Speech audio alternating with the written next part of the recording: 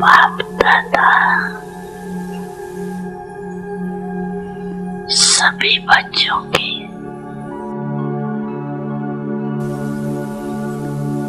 पांच स्वरूप दे रहे।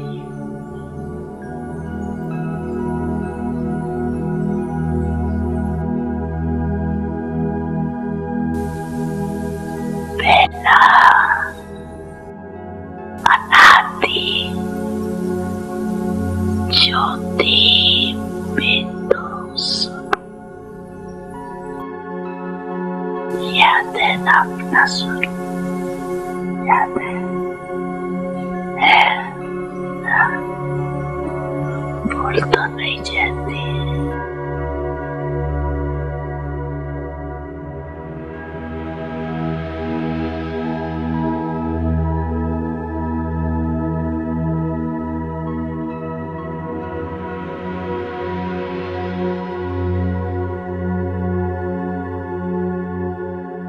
दूसरा है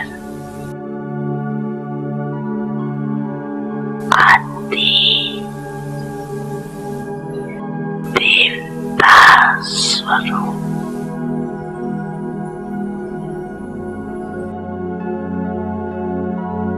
पहुंच गए देवता स्वरूप में, पहुंच गए,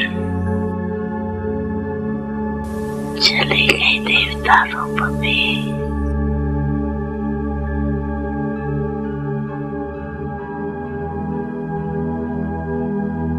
तीसरा मध्य में पूज्य स्वरूप।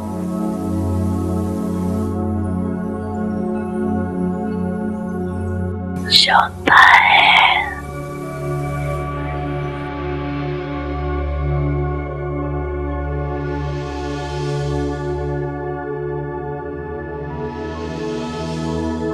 संगम युगी ब्रह्मांड स्वरूप।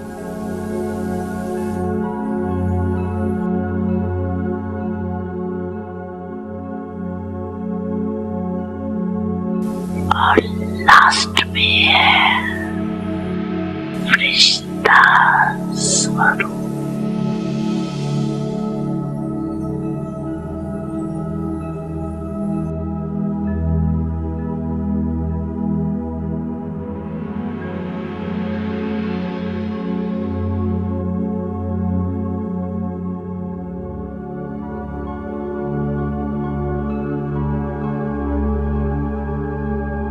पंछी रूप याद आगे आगे। अच्छा, एक सेकंड में ये पंछी रूपों में अनुभव कर सकते हो अपने को। 1 2 3 4 5 अनुभव कर सकते हो, कर सकते हो, कर रहे हो।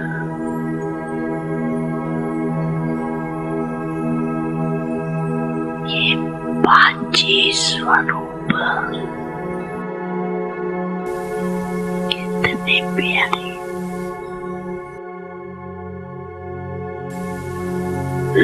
जब जाओ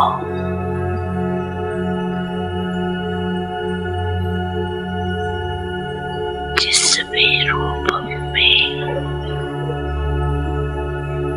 स्थित होने जाओ, सोचा और अनुभव किया। ये रूहानी मन की एक्सरसाइज, और ये एक्सरसाइज करते रहेंगे तो बिल्कुल लाइट हो जाए, अभ्यास हो जाएगा।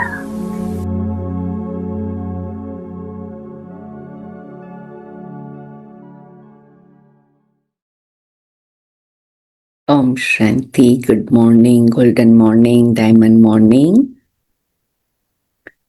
सवेरे सवेरे प्यारे बाबा की मीठी मुरली सुनते हैं, बाबा की ड्रिल करते हैं। जैसे शरीर को ड्रिल कराना जरूरी है, शरीर के लिए भोजन आदि संभालना जरूरी है, ऐसा ही आत्मा के लिए भी मीठे प्यारे बाबा रोज सवेरे हम बच्चों को गरम गरम हलवा खिलाते हैं।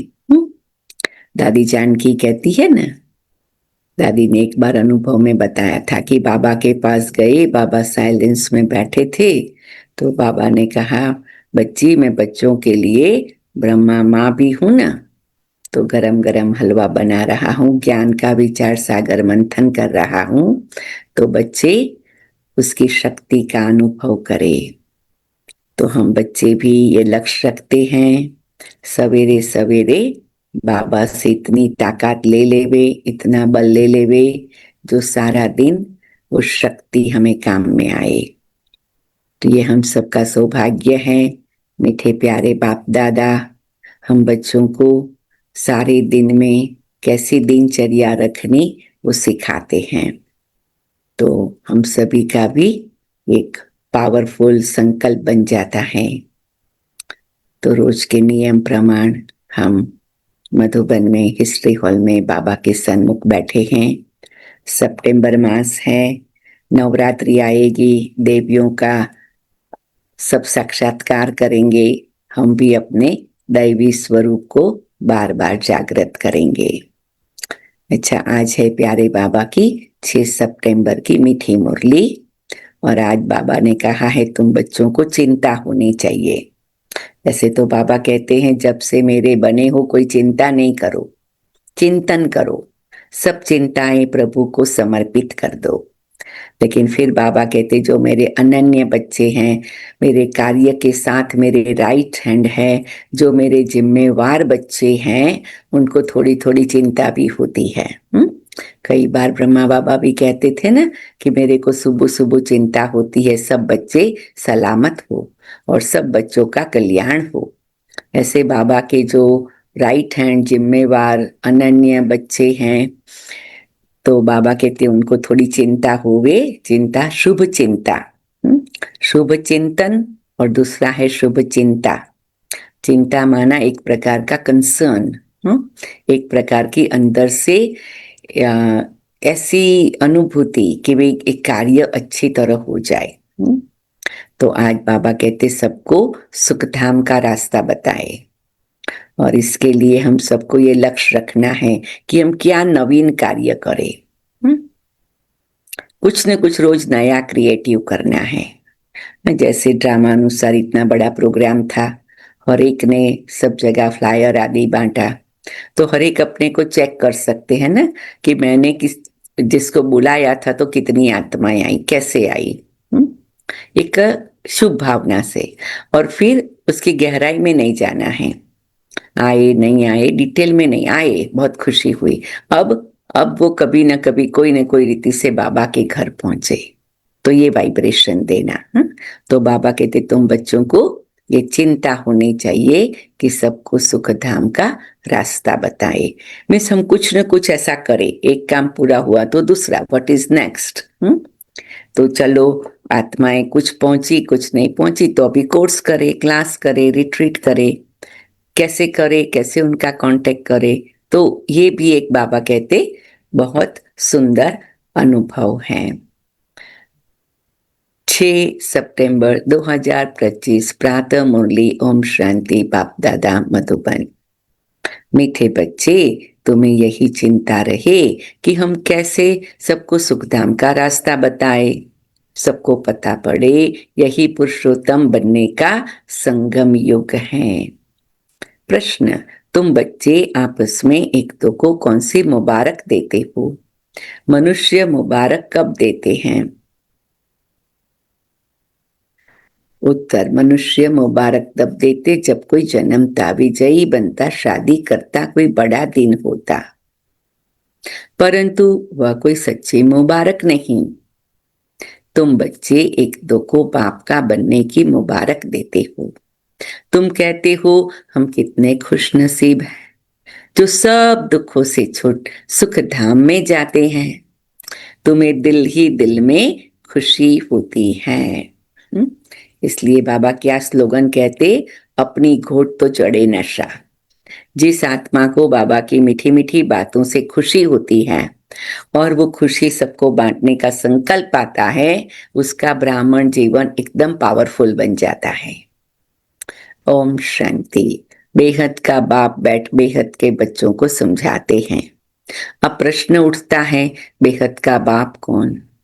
यह तो जानते हो सबका बाप एक है, जिसको परम पिता कहा जाता है।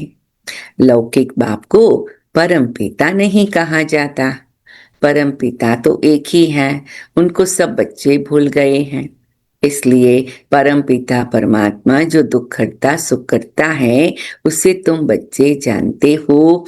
बाप हमारे दुख कैसे हर रहे हैं, फिर सुख शांति में चले जाएंगे। सब तो सुख में नहीं जाएंगे, कुछ सुख में कुछ शांति में चले जाएंगे। कोई सतयुग में पाठ बजाते, कोई त्रेता में, कोई द्वापर में। तुम सतयुग में रहते हो तो बाकी सब मुक्ति धाम में, उनको कहेंगे ईश्वर का घर। मुसलमान लोग जब नमाज पढ़ते तो सब मिलकर खुदा ताला की बंदगी करते। किस लिए? क्या बहिश्त के लिए या अल्लाह के पास जाने के लिए? अल्लाह के घर को बहिश्त नहीं कहेंगे। वहां तो आत्माएं शांति में रहती हैं, शरीर नहीं रहते। यह जानते होंगे, अल्लाह के पास शरीर से नहीं परंतु हम आत्माएं जाएंगी। अब सिर्फ अल्लाह को याद करने से तो कोई पवित्र नहीं बन जाएंगे, अल्लाह को तो जानते ही नहीं। अब यह मनुष्यों को कैसे राय दे कि बाप सुख शांति का वर्षा दे रहे हैं। विश्व में शांति कैसे होती है, विश्व में शांति कब थी, यह उन्हों को कैसे समझाए। सर्विसेबल बच्चे जो हैं, नंबरवार पुरुषार्थ अनुसार उन्हों को यह चिंतन रहता है। तुम ब्रह्मा मुखवंशावली ब्राह्मण को ही बाप ने अपना परिचय दिया है। सारी दुनिया के मनुष्य मात्र के पार्ट का भी परिचय दिया है। अब हम मनुष्य मात्र को बाप और रचना का परिचय कैसे दे? बाप सबको कहते, अपने को आत्मा समझ मुझे याद करो तो खुदा के घर चले जाएंगे। गोल्डन एज अथवा बहिश्त में सब तो जाएंगे नहीं, वहां तो होता ही है एक धर्म, बाकी सब शांति धाम में है। इसमें कोई नाराज होने की बात ही नहीं। मनुष्य शांति मांगते हैं, वह मिलती है अल्लाह अथवा गॉड फादर के घर में। आत्माएं सब आती हैं शांति धाम से, वहां फिर तब जाएंगे जब नाटक पूरा होगा। बाप आते भी हैं पति दुनिया से सबको ले जाने के लिए। अभी तुम बच्चों की बुद्धि में हैं, हम शांति धाम में जाते हैं फिर सुख धाम में आएंगे। यह है पुरुषोत्तम संगम युग। पुरुषोत्तम अर्थात उत्तम से उत्तम पुरुष। कौन है उत्तम ते उत्तम पुरुष? ब्रह्मा बाबा। फिर कौन है? नारायण। फिर कहेंगे विष्णु। तो देखो, अपनी नजरों के सामने ब्रह्मा बाबा को उत्तम पुरुष के रूप में देखना है, नारायण के रूप में देखना है। देखो, शिव बाबा ने ब्रह्मा बाबा को निमित्त बनाया। ब्रह्मा बाबा ने ऐसे थोड़ी किया, मुझे अकेले को क्यों निमित्त बनाया, 4-5 जनों को निमित्त बनाओ। नहीं, मैं अकेला ही थोड़ी तन मन धन डालूंगा, औरों को भी डलवाओ। हाँ, बाबा ने औरों को राइट हैंड बनाया, औरों को प्रेरणा दिया, औरों के लिए एग्जाम्पल बने। लेकिन शिव बाबा ने जब उनके तन में प्रवेश किया तो उन्होंने वो स्वीकार किया और उन्होंने उस रीति से त्याग तपस्या सेवा वाला जीवन भी बनाया और भी सहयोगी बनाया। ऐसे हम सभी भी छोटे छोटे ब्रह्मा बने। कोई एक कार्य के लिए अपने को स्वाहा करे। चलो, हम टोटली तो अपना घर बार छोड़ के आए ऐसा जरूरी नहीं होता है, लेकिन कोई एक सेवा, एक डिपार्टमेंट, एक कार्य ऐसा करे जैसे ब्रह्मा बाबा की तरह मुझे करना है। खुशी से करना है, मेरे को उसमें नंबर 1 लेना है। और कोई करता है नहीं करता है नहीं सोचना है। कई बार हम सोचे ना क्या हम अकेले ही करते रहे और तो कोई नहीं करता है, और ने तो ये किया वो नहीं किया। ये बातें में जाना चॉइस है, जा सकते हैं, लेकिन फायदा कुछ नहीं है। लेकिन फॉलो फादर जो कहते हैं, तो कुछ तो एक ऐसी बात करे जिसमें हम नंबर 1 लेवे, जिसमें हम त्याग की मूर्ति बने, जिसमें हम तपस्या की मूर्ति बने, जिसमें हम निस्वार्थ सेवा का एग्जाम्पल और सैंपल बने। ठीक है, आज इसीलिए हमें उत्तम पुरुष बनने का मौका मिलेगा। जब तक आत्मा पवित्र न बने तब तक उत्तम पुरुष बन नहीं सकते। अब बाप तुमको कहते मुझे याद करो, सृष्टि चक्र को जानो और साथ में दैवी गुण भी धारण करो।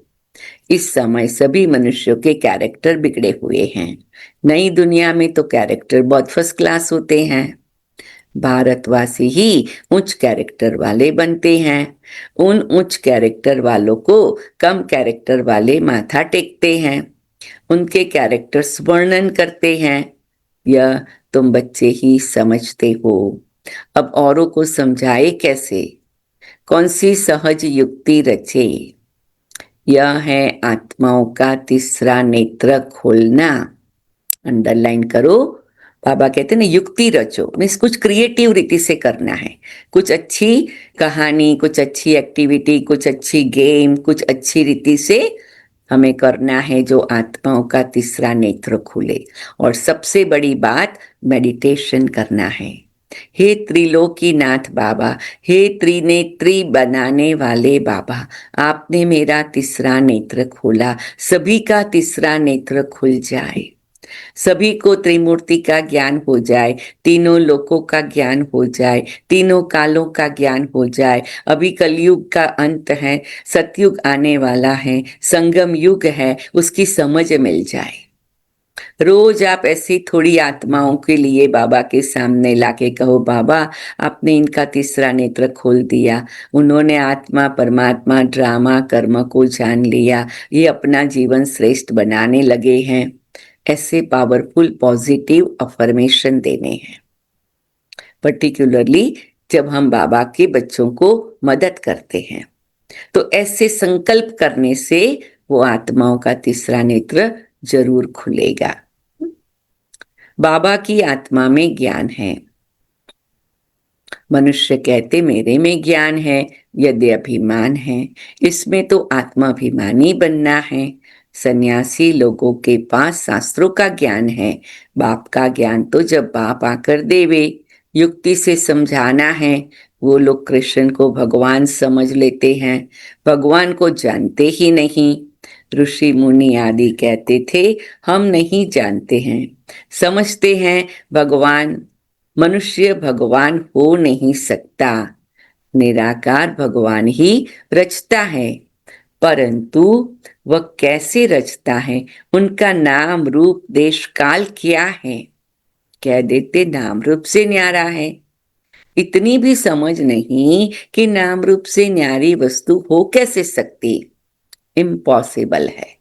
अगर कहते पत्थर ठिक्कर कच्छमच सब में है तो वह नाम रूप हो जाता है।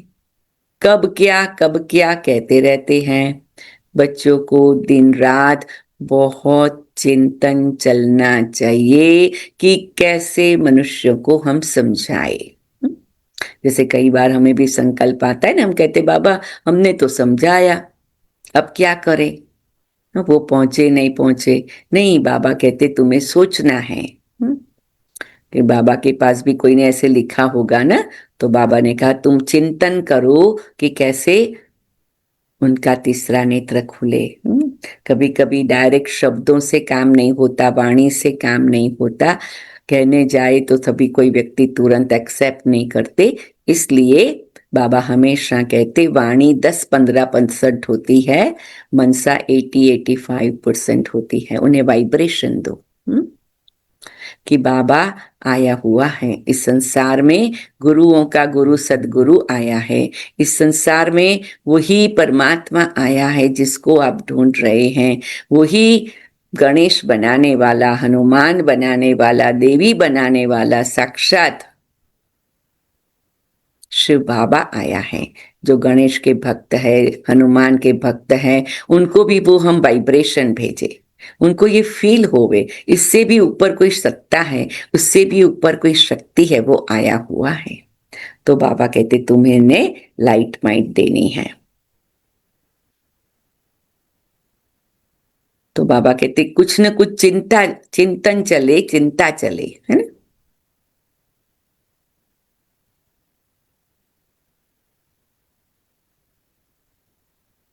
बाबा को भी ख्याल रहता है ना, इसीलिए हम बच्चों को भी सिखाते हैं, मेरे लाडले बच्चे, मेरा ये बहुत बड़ा बिजनेस है सभी आत्माओं की जोत जगाने का, तुम भी मेरे साथी बन जाओ, है ना। तो ये बाबा कहते तुम्हें भी बहुत खुशी होगी। और ये बात है कि देखो कोई कहते हैं नहीं बेन हमने तो लाइट माइट दिया, मालूम नहीं उसको पहुंचा कि नहीं पहुंचा। जब आपकी लाइट माइट उस आत्मा को पहुंचती है और वो आत्मा बाबा के घर आती है, आपको सचमुच वो फीलिंग आएगी, वो वाइब्रेशन आएगा, अंदर में आपकी आत्मा में बल भरेगा और खुशी के रोमांच होंगे। कुछ भी हमने किया है उसकी इफेक्ट होती है। हम समझे कोई ने देखा नहीं देखा, नहीं, लेकिन आत्मा को उसकी इफेक्ट जरूर होती है। तो बाबा क्या कहते हैं, बच्चों को दिन रात बहुत चिंतन चलना चाहिए कि मनुष्य को हम कैसे समझाए। देखो इसीलिए सभी महारथी भाई बहने बार बार कहते सभी सेंटर पर जाओ, क्योंकि आप जाएंगे तो आपकी वाइब्रेशन औरों को भी खींच के लाएंगे, है ना। क्योंकि आप घर से निकलते हो ना, तो आपके वाइब्रेशन 10 जन को पहुंचते हैं, उनको भी संकल्प आता है मैं बाबा के घर जा रही हूँ, मैं बाबा के घर जा रही हूँ, बाबा आपने मुझे अपने घर बुलाया, शुक्रिया। तो दूसरी 10 आत्माओं को वो वाइब्रेशन पहुंचता है। ये वाइब्रेशन की ही सारा करामत है। तो बाबा कहते दिन रात चिंतन चले, यह मनुष्य से देवता बनने का पुरुषोत्तम संगम युग है। और उसमें भी अभी पुरुषोत्तम संगम युग का भी अंतिम समय बड़ा है। बाकी तो 70 क्या 80% 90% तो संगम युग पूरा भी हो गया, अभी थोड़ा अंत रहा है। तो पुरुषोत्तम बन जाए, त्याग तपस्या कर ले, बाबा के घर पहुंच जाए, औरों को लेके आवे। लक्ष्य रखो, जब मैं योग के लिए आऊं, क्लास के लिए आऊं, ग्रुप में डालूं, मैं कल जाने वाली हूं, किसी को राइड चाहिए है, ऐसा देखो कितना सुंदर अनुभव होगा। मैं भी जाऊं, औरों को भी लेके जाऊं, सूक्ष्म वतन से बाबा गोल्डन फूल की वर्षा करे।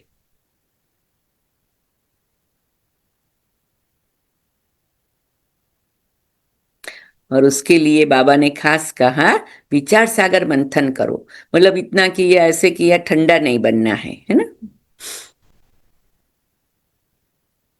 मनुष्य देवताओं को नमन करते हैं, मनुष्य मनुष्य को नमन नहीं करता, मनुष्य को भगवान अथवा देवताओं को नमन करना होता है। मुसलमान लोग भी बंदगी करते हैं, अल्लाह को याद करते हैं। तुम जानते हो वो लोग अल्लाह के पास पहुंच नहीं सकते। तो देखो मीठे प्यारे बाबा कितना बार बार आज मुसलमानों को याद कर रहे हैं। क्यों याद कर रहे हैं? हम्म क्योंकि बाबा कहते हैं पाकिस्तान में रहते थे ना, तो मुसलमान लोगों से ज्यादा मिलना जुलना कारोबार होता था।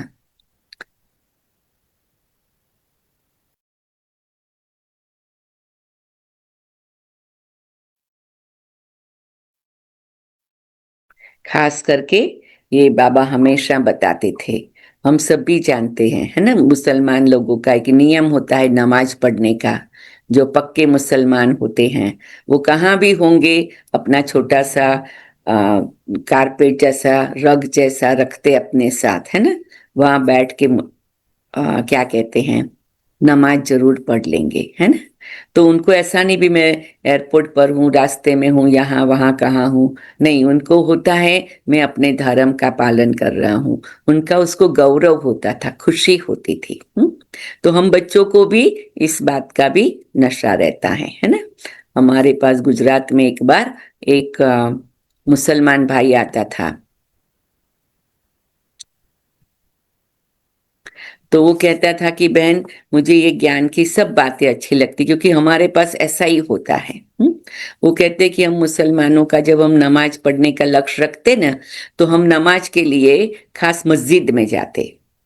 तो कहते हम बिजनेसमैन हैं। अभी उस समय पर जब नमाज का टाइम हुआ है, कोई ग्राहक आया है, कस्टमर आया है। वो कहता है कि भाई मैं तुम्हारे साथ इतना बड़ा डील करना चाहता हूँ, इतना बड़ा बिजनेस करना चाहता हूँ। तो मैं उसको बोलता हूँ तुम वेट करो, मैं बस 5 मिनट में आया नमाज पढ़ के, और मैं उसको वहां ही छोड़ के नमाज पढ़ने जाता। तो कोई कहता है कि वो फिर आपको छोड़ के चला जाए, दूसरे के पास चला जाए, है ना। वो कहते हैं देखो, मेरे तकदीर में अगर पैसा उस आत्मा से कमाने का होगा, उस व्यक्ति से मेरा बिजनेस होने वाला होगा, तो वो मेरी राह देखेगा। उसको वैल्यू होगी कि देखो मैं कितना डिसिप्लिन व्यक्ति हूं, मैं अपनी नमाज का कितना इंपॉर्टेंस रखता हूं। और अगर उस व्यक्ति से मेरा पैसा नहीं कमाना होगा, मैं अपनी नमाज मिस करके उसके साथ बात करूंगा, हो सकता है फिर भी डील नहीं होगा, उसको कोई बात पसंद नहीं आएंगी, या वो जो चाहता है वो मैं नहीं कर सकूंगा। तो मेरी तो नमाज भी गई और बिजनेस भी गया, दोनों गया।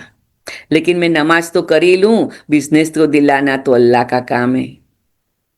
तो कई आत्माओं में एक अपनी दृढ़ता होती है, एक अपनी डिसिप्लिन का भी एक वैल्यू होता है, इंपॉर्टेंस होता है ना। तो आज बाबा कितनी बार मुसलमान भाई बहनों को याद कर रहे हैं।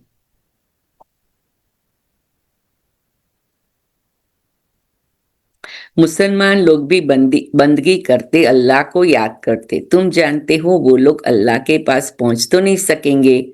मुख्य बात है अल्लाह के पास कैसे पहुंचे, फिर अल्लाह कैसे नई सृष्टि रचते हैं, ये सब बातें कैसे समझाए। इसके लिए बच्चों को विचार सागर मंथन करना पड़े। बाप को तो विचार सागर मंथन नहीं करना है, बाप विचार सागर मंथन करने की युक्ति बच्चों को सिखलाते हैं। इस समय सब आयन एज में तमो प्रधान है, जरूर कोई समय गोल्डन एज भी होगी। गोल्डन एज को प्योर कहा जाता है, प्योरिटी और इम्प्योरिटी। सोने में खाद डाली जाती है ना, आत्मा भी पहले प्योर सतो प्रधान है, फिर उनमें खाद पड़ती है। जब तमो प्रधान बन जाती है तब बाप को आना है, बाप ही आकर सतो प्रधान सुखधाम बनाते हैं। तो एक है ज्ञान कैसे सुनाना, उसका मंथन, और दूसरा है सुनाने के समय किस प्रकार के संकल्प अपने लिए और उस आत्मा के लिए करना, उसकी विधि। तो दोनों बातें हमें पक्की करनी है। सुखधाम में सिर्फ भारतवासी होते हैं, बाकी सब शांति धाम में जाते हैं। शांति धाम में सब प्योर रहते हैं, फिर यहाँ आकर आस्ते आस्ते इम्प्योर बनते जाते हैं। हर एक मनुष्य सतो रजो तमो जरूर बनते हैं। अब उन्हों को कैसे बताए कि तुम सब अल्लाह के घर पहुंच सकते हो। देह के सब संबंध छोड़ अपने को आत्मा समझो। भगवान उवाच तो है ही, मेरे को याद करने से यह जो 5 भूत है वह निकल जाएंगे। तुम बच्चों को दिन रात यह चिंता रहनी चाहिए। बाप को भी चिंता हुई, तब तो ख्याल आया कि जाऊं, जाकर सबको सुखी बनाऊं। देखो आज तो शिव बाबा कह रहा है मुझे भी चिंता हो गई। हाँ, तो शिव बाबा को भी चिंता है, ब्रह्मा बाबा को भी चिंता है, और जिसको शिव बाबा ब्रह्मा बाबा से प्यार है उन दादियों को भी चिंता है।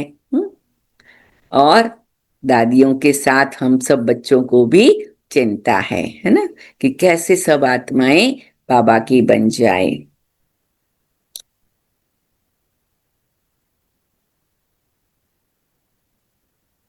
साथ में बच्चों को भी मददगार बनना है, अकेले बाप क्या करेंगे। हाँ, शिव बाबा आप सर्वशक्तिवान हो, सबको टच कर दो, सबको सुखी बना दो। बाबा कहते नहीं, ये ड्रामा ऐसा बना हुआ है कि सभी आत्माओं को अपनी अंगुली देनी है, इसलिए बताया गोवर्धन पर्वत सबकी अंगुली से उठा।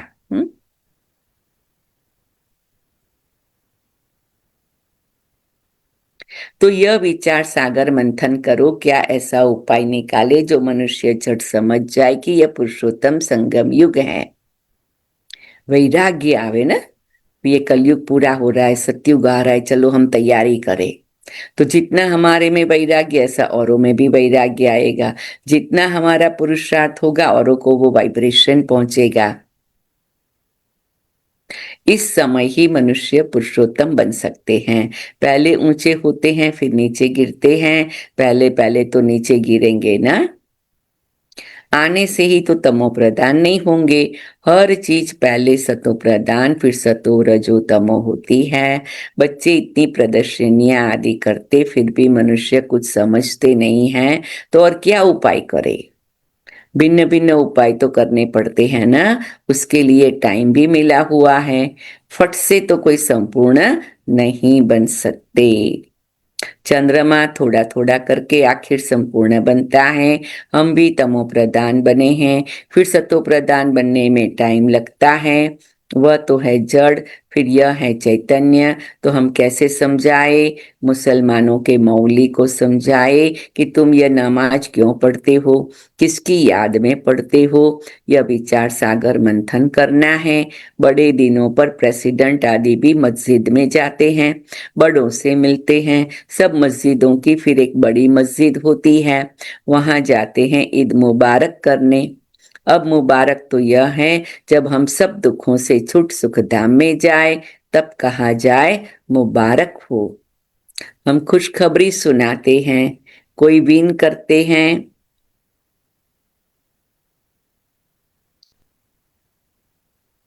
तो भी मुबारक देते हैं, कोई शादी करते हैं तो भी मुबारक देते हैं। सदैव सुखी रहो। अब तुमको तो बाप ने समझाया है, हम एक दो को मुबारक कैसे दे। इस समय हम बेहद के बाप से मुक्ति, जीवन मुक्ति का वर्षा ले रहे हैं। तुमको तो मुबारक मिल सकती है। बाप समझाते तुमको मुबारक हो। तुम 21 जन्मों के लिए पति बन रहे हो। अब सब मनुष्य कैसे बाप से वर्षा ले, सबको मुबारक दे। तुमको अभी पता पड़ा है, परंतु तुमको लोग मुबारक नहीं दे सकते। तुमको जानते ही नहीं। मुबारक देवे तो खुद भी जरूर मुबारक पाने के लायक बने। तुम तो गुप्त हो ना, एक दो को मुबारक दे सकते हो। मुबारक हो, हम बेहद के बाप के बने हैं। तुम कितने खुश नसीब हो। कोई लॉटरी मिलती या बच्चा जन्मता तो कहते मुबारक हो। बच्चे पास होते तो भी मुबारक देते। तुमको दिल ही दिल में खुशी होती, अपने को मुबारक देते हो। हमको बाप मिला है, जिससे हम वर्षा ले रहे हैं। बाप समझाते हैं, तुम आत्माएं जो दुर्गति को पाई हुई हैं, वह अब सदगति को पाती हो। मुबारक तो एक ही सबको मिलती है। पिछाड़ी में सबको मालूम पड़ेगा। जो ऊंचे ते ऊंच बनेंगे, उनको नीचे वाले कहेंगे मुबारक हो। आप सूर्यवंशी कुल में महाराजा महारानी बनते हो। नीच कुल वाले मुबारक उनको देंगे जो विजय माला के दाने बनते हैं।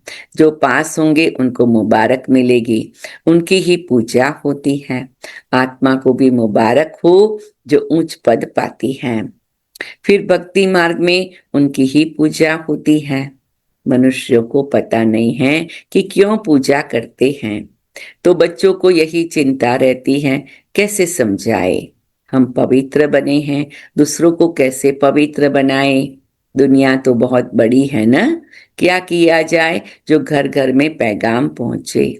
पर्चे गिराने से सबको तो मिलते नहीं। यह तो एक एक को हाथ में पैगाम चाहिए, क्योंकि उनको बिल्कुल पता नहीं कि बाप के पास कैसे पहुंचे। कह देते सब रास्ते परमात्मा से मिलने के हैं, परंतु बाप कहते ये भक्ति दान पुण्य तो जन्म जन्मांतर करते आए हो, परंतु रास्ता मिला कहाँ। कह देते ये सब अनादि चलता आया है, परंतु कब से शुरू हुआ। अनादि का अर्थ नहीं समझते। तुम्हारे में भी नंबरवार पुरुषार्थ अनुसार समझते हैं। ज्ञान की प्रारब्ध 21 जन्म, वह है सुख, फिर है दुख। तुम बच्चों को हिसाब समझाया जाता है, किसने बहुत भक्ति की है। ये सभी रेजगारी बातें एक एक को तो नहीं समझा सकते। क्या करे, कोई अखबार में डाले, टाइम तो लगेगा, सबको पैगाम इतना जल्दी तो मिल न सके, सब पुरुषार्थ करने लग पड़े, फिर स्वर्ग में आ जाए। देखो हर एक एरिया में कोई ना कोई अखबार निकलता है, उसमें भी बाबा के क्लासेस की अनाउंसमेंट डालनी चाहिए। तो सब वो भी सोचना। हर एक एरिया में छोटा छोटा अखबार निकलता है और लोग पढ़ते हैं। हर एक एरिया में इंडियन एसोसिएशन या हर एक एरिया में कोई ना कोई विमेन्स ग्रुप होता, हर एक एरिया में कोई ना कोई प्रकार का जिसको कहे बिजनेस ग्रुप होता, कुछ ना कुछ होता है, उसमें हमें डालना है ताकि ज्यादा से ज्यादा लोग बाबा के घर आए, क्लास करे, कोर्स करे। तो हर एक उसके पर सोचना, ठीक है? जरूर आपको बाबा टच करेगा। बाबा को बोलो बाबा हम क्या करें। कभी कभी कोई कहते बहन मेरा से तो विचार सागर मंथन होता ही नहीं है, क्या करे? तो दादियां हमेशा कहती थी बाबा के सामने बैठ के कहो बाबा आप मेरे द्वारा जो कराना कराओ, और फिर कुछ न कुछ सेवा शुरू करो। कुछ नहीं होता है, कम से कम कर्मणा सेवा शुरू कर दो। बाबा के घर जाना है, डस्टिंग करनी है, वैक्यूम करना है, कुछ ऑर्गेनाइज करना है, बर्तन करने हैं, ऐसा करते जाओ, फिर बाबा के सामने बैठो। बाबा चलो मेरे को और कुछ नहीं होता, मैं ये करता हूं ताकि सेंटर पर जो भी आत्माएं आए उसको सुंदर अनुभव हो। प्लांट्स में आकर पानी डालो। एक नियम बना लो, मेरी ये ड्यूटी है, मैं ये करूंगी, हफ्ते में एक दिन 2 दिन जाकर के मेरे को ये काम करना है। तो बाबा बहुत खुश होगा। विचार सागर मंथन केवल ज्ञान का नहीं होता है, केवल कार्ड्स क्लोज कराने का नहीं होता है। कुछ भी हो, मेरे को कुछ एक स्पेशल कार्य सेवा में मददगार बनना है। कोई कहते बहन हम घर में करते तो वहां करे, हाँ बाबा का घर भी मेरा घर है, आप कर सकते हो, जरूर कर सकते हो। तो ऐसा एक अपना ड्यूटी ले लो, नियम बना लो। ये भी एक विचार सागर मंथन है, मैं कौन सी सेवा कर सकती हूँ, मैं कैसे करूं। ऐसा नहीं कोई मेहमान आए तभी करे, रोज समझो मेहमान ही है। बाबा का घर मुझे ठीक रखना है, बाबा की पधरामणी होती है, रोज बाबा मिलने आता है, बाबा के नए पुराने बच्चे आते हैं। कोई कोई सेंटरों पर ऐसे ही होता है, नियम ले लेते भी हफ्ते में एक दिन जाके मुझे बाबा का कमरा साफ करना है, अच्छी तरह से डस्ट ना हो, ये ना हो, वो ना हो, मेरे बाबा का कमरा है, मेरे बाबा का कमरा है। जैसे कोई मेहमान आते तो कहते भाई उसका कमरा हम ठीक करेंगे, वो तो फिर भी आएंगे 2 दिन में चले जाएंगे, उनसे भी ऊंचा कौन है, ऊंचे से ऊंचा तो शिव बाबा है। तो लक्ष्य रखो मुझे हफ्ते में एक दिन बाबा का कमरा साफ करना, हफ्ते में एक दिन क्लासरूम साफ करना, हफ्ते में एक दिन जाके आगे का पोर्च साफ करना है, हफ्ते में एक दिन जा करके 2 दिन जा करके सब पौधों में पानी डालना है। ये भी एक सेवा है, ये भी ज्ञान युक्त जिसे करे। और फिर मैं बाबा के बच्चों का आह्वान करूं, बाबा आपने आपके बच्चे भेजे, बहुत खुश हो गए, बाबा की दृष्टि ले रहे हैं। तो उस रीति से अपने आप को बाबा के समीप लाना है और आत्माओं को बाबा के समीप लाना है। तो सब प्रकार से रोज फेसबुक में एक बाबा का फ्लायर डाल दो, प्रोग्राम की बात डाल दो, जो प्रोग्राम हुआ है उसके फ्लायर डाल दो, उसका न्यूज़ डाल दो, बहुत अच्छा हुआ, ऐसे करके। तो कुछ न कुछ सोचो, बाबा कहते हैं। और ऐसे करो जो आपको लगे कि बाबा ने मुझे टच किया और मैंने किया, और भी कोई देखे सुने तो कहेंगे हाँ लगता है आपको बाबा ने टच किया है ना। तो जैसे मेरी डायरेक्ट कनेक्शन और फिजिकल काम बाबा के यज्ञ का, ऐसा सुंदर अनुभव करना है।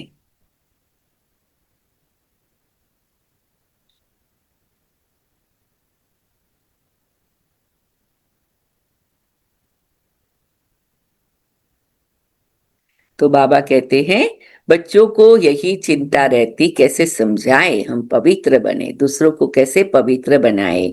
दुनिया तो बहुत बड़ी है ना, क्या किया जाए जो घर घर में पैगाम पहुंचे। पर्चे गिराने से सबको तो मिलते नहीं, या तो एक एक को हाथ में पैगाम चाहिए, क्योंकि उनको बिल्कुल पता नहीं बाप के पास कैसे पहुंचे। कह देते सब रास्ते परमात्मा से मिलने के हैं, परंतु बाप कहते ये भक्ति दान पुण्य तो जन्म जन्मांतर करते आए हो, परंतु रास्ता कहाँ मिला। कह देते ये सब अनादि चलता आया है, परंतु कब से शुरू हुआ, अनादि का अर्थ नहीं समझते। तुम्हारे में भी नंबरवार पुरुषार्थ, हाँ देखो ये सारा 3-4 सेंटेंस में रिपीट कर रही हूं।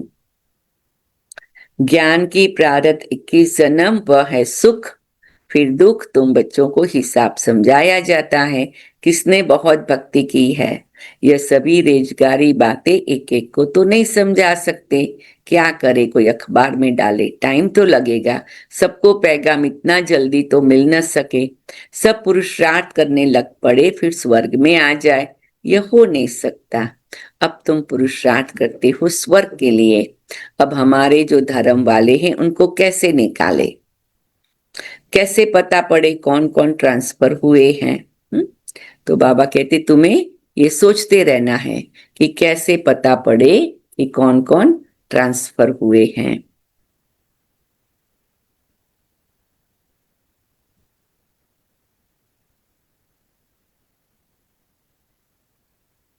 हिंदू धर्म वाले असल में देवी देवता धर्म के हैं, यह भी कोई नहीं जानते। जो बाबा के कनेक्शन की आत्माएं हैं वो ब्रह्मा बाबा को भी मानेंगे। वो बाबा के घर आए बिना रह नहीं सकती, और जब बाबा के घर आए तो बाबा के कार्य में तन मन धन मन वचन कर्म समय संकल्प के सहयोग के बिना रह नहीं सकती है। वो अंदर से आत्मा में 5,000 वर्ष पहले के संस्कार जागृत होते और वो करते ही है। कोई कहते मालूम नहीं क्यों ऐसा, वो होता ही नहीं है, आत्मा में नेचुरली होता है, उसके दिल में आएगा। कोई को कहने की जरूरत ही नहीं पड़ेगी। कोई कहते हम तो कहते नहीं है, कहने की जरूरत ही नहीं है, बाबा उसको टच करेगा। हमारा काम है उसको बाबा के समीप लाना। बाबा इसका तीसरा नेत्र आपने खोल दिया, शुक्रिया। उसके दिल दिमाग को आपने अपने कनेक्ट कर दिया, शुक्रिया। उदार दिल विशाल दिल बन के भाग्य बनाने की प्रेरणा दे दी, शुक्रिया। तो ये हमारे संकल्प उनको पहुंचेंगे, तब उनके अंदर की आत्मा जागृत होगी। कहते हैं अवेकनिंग, ये है अवेकनिंग, ये जागृति है।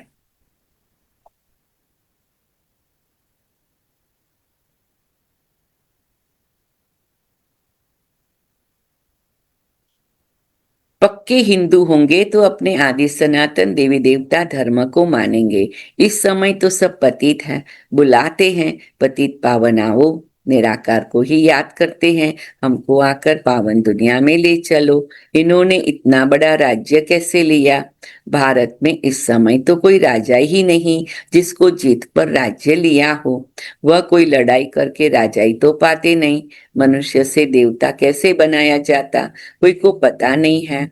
तुमको भी अब बाप से पता पड़ा है, औरों को कैसे बताए जो मुक्ति जीवन मुक्ति को पाए। पुरुषार्थ कराने वाला चाहिए ना, जो अपने को जानकर अल्लाह को याद करे। बोलो तुम ईद की मुबारक किसको कहते हो ना? उन दिनों में शायद ईद चल रहा होगा, ईद की मुबारक सब एक दूसरे को दे रहे होंगे, तो बाबा ने सारी मुरली उसके पर चला दी। तुम अल्लाह के पास जा रहे हो पक्का निश्चय है, जिसके लिए तुमको इतनी खुशी रहती है। यह तो वर्षों से तुम करते आए हो। कभी खुदा के पास जाएंगे या नहीं, मूंझ पड़ेंगे। बरोबर हम जो पढ़ते करते हैं, क्या करने लिए, ऊंचते ऊंच एक अल्लाह ही है। बोलो अल्लाह के बच्चे तुम भी आत्मा हो। आत्मा चाहती है हम अल्लाह के पास जाए। आत्मा जो पहले पवित्र थी अभी पतित बनी है। अभी इनको बहिष्ठ तो नहीं कहेंगे, सब आत्माएं पतित हैं। पावन कैसे बने, जो अल्लाह के घर जाए। वहां विकारी आत्मा होती नहीं, वॉइसलेस होनी चाहिए। आत्मा कोई फट से तो सतो प्रधान नहीं बनती। यह सब विचार सागर मंथन किया जाता है। विचार सागर मंथन चलता है तब तो समझाते हैं ना। युक्तियां निकालनी चाहिए, कैसे किसको समझाए। अच्छा, मीठे मीठे सिकी लदे बच्चों प्रति माता पिता बाप दादा का याद प्यार और गुड मॉर्निंग। रूहानी बाप की रूहानी बच्चों को नमस्ते।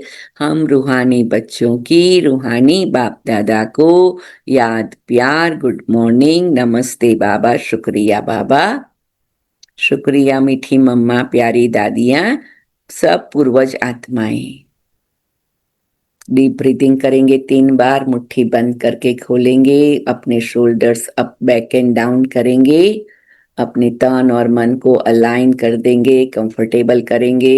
मुरली सुनी है, हमारे तन मन में डिवाइन एनर्जी प्रवाहित हुई है, उसको हम बैलेंस करते हैं और उसको चैनलाइज करते हैं।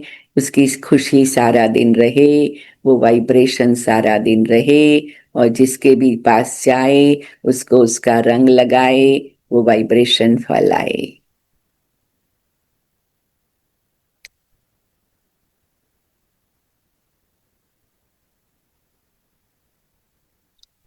धारणा के लिए मुख्य सार, जैसे बाप को ख्याल आया मैं जाकर बच्चों को दुख से छुड़ाऊं, सुखी बनाऊं, ऐसे बाप का मददगार बनना है। घर घर में पैगाम पहुंचाने की युक्तियां रचनी है।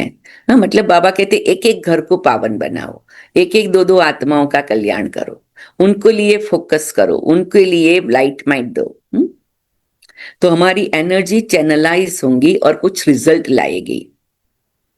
सर्व की मुबारकें प्राप्त करने के लिए विजय माला का दाना बनने का पुरुषार्थ करना है, पूज्य बनना है।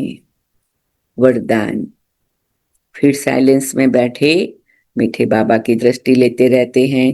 बाबा की किरणें हमारे पर आ रही हैं, दिव्य शक्तियां हमारे में फैल रही हैं।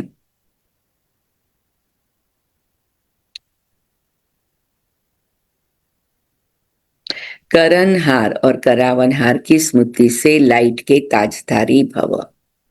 मैं निमित कर्मयोगी, करणहार करावनहार बाप है।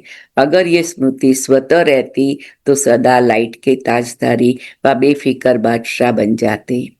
बस बाप और मैं, तीसरा न कोई, ये अनुभूति सहज बेफिक्र बादशाह बना देती है। तो जो ऐसे बादशाह बनते वही माया जीत, कर्मेंद्रिया जीत और प्रकृति जीत बन जाते हैं। लेकिन यदि कोई गलती से भी किसी भी व्यर्थ भाव का अपने ऊपर बोझ उठा लेते तो ताज के बजाय फिकर के अनेक टोकरे सिर पर आ जाते हैं। बाबा भी बहुत प्यार से हमारी अंदर बाहर का दर्पण बना देता, दिखा देता। फिर से डीप ब्रीथिंग करें, अपने दोनों हाथों को प्रेस करें, एनर्जी को चैनलाइज करें। स्लोगन। सर्व बंधनों से मुक्त होने के लिए दैहिक नातों से नष्टो मुहा बनो। ये भी एक बहुत अच्छा अभ्यास करना है। क्योंकि बाबा की बातें बड़ी कमाल की है। 1 मिनट में कहेगा गृहस्थ में रह के कमल पुष्प समान बनो, दूसरी मिनट में कहेगा तोड़ भी निभाओ, तीसरी मिनट में कहेगा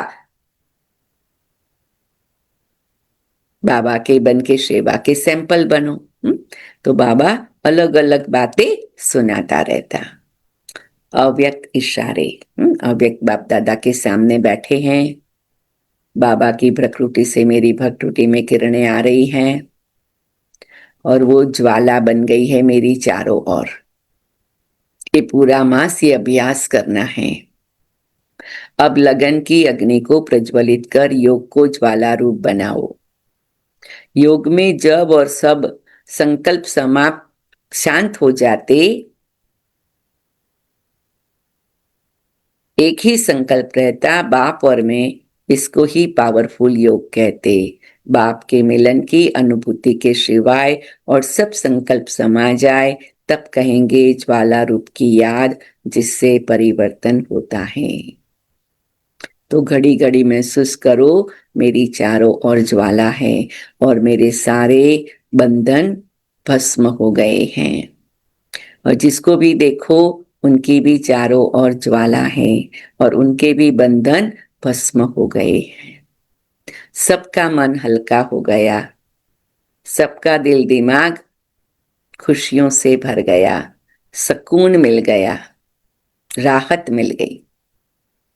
ओम शांति, ओम शांति, ओम शांति। अभी प्यारे बाबा की याद में बैठेंगे, बाप दादा के मुख से याद प्यार सुनेंगे और फिर पॉइंट्स रिपीट करेंगे और कल के लिए आगे की तैयारी भी करेंगे। ओम शांति। Thank you.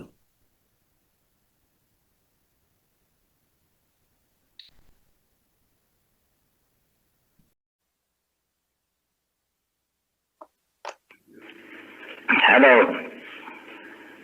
सभी रूहानी सेंटर्स के प्रजापिता ब्रह्मा मुख वंशावली